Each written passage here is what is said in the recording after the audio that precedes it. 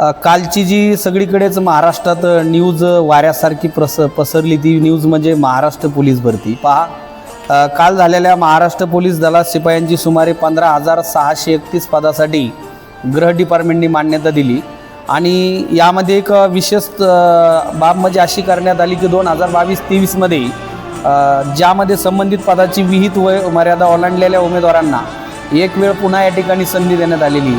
म्हणजे ज्या विद्यार्थ्यांचं 2022-23मध्ये भरतीचं वय संपलं होतं अशा सगळ्याच कॅटेगरीच्या विद्यार्थ्यांसाठी पुन्हा 2 वर्षाचा कालखंड वाढलेला आहे.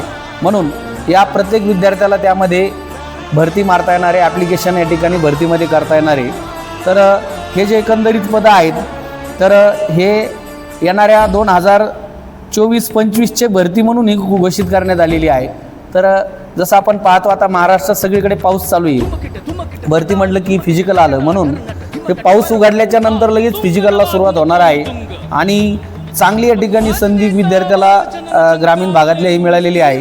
कारण आज आपण पाहतो पोलीसमध्ये जास्तीत जास्त म्हणण्यापेक्षा जवळपास सगळे जे आहेत हे शेतकरी आणि गरीब कुटुंबातून आलेले विद्यार्थी असतात. तर खूप मोठ्या प्रमाणामध्ये 2021-22ला आपल्या महाराष्ट्राचे या ठिकाणी गृहमंत्री देवेंद्र फडणवीस उर्फ देवाभाऊ यांनी खरंच एक त्यांचे सगळ्या विद्यार्थ्यांनी आभार मानावे. आभार यासाठी मानावे की कारण 2021-22ला त्यांनी 17,000 जागा घेतल्या. त्यानंतर पुन्हा दुसरी भरती त्यांनी 2022-23ला 18,000 जागेसाठी केली महाराष्ट्र पोलीससाठी आणि पुन्हा तिसऱ्यांदा म्हणजे यावर्षी पुन्हा त्यांनी आता कालच जी घोषणा केली 15,631 पदाची. म्हणजे साधारणतः या ठिकाणी जवळपास 50,651 पदाची कंटिन्यू 3 वर्षामध्ये भरती घेणारे ते महाराष्ट्राचे पहिले गृहमंत्री आहेत.